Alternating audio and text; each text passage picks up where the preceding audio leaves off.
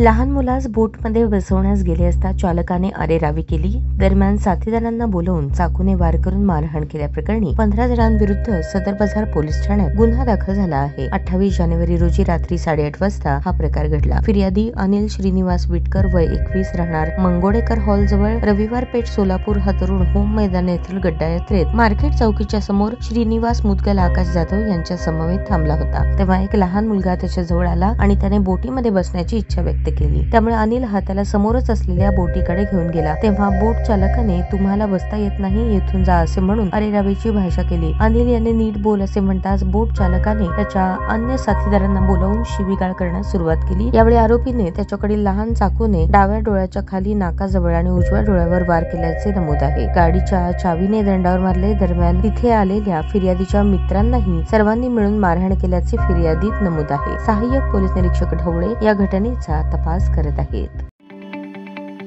ताज्या बातम्या पाहण्यासाठी प्राईम महाराष्ट्र न्यूज चॅनलला सबस्क्राईब करा.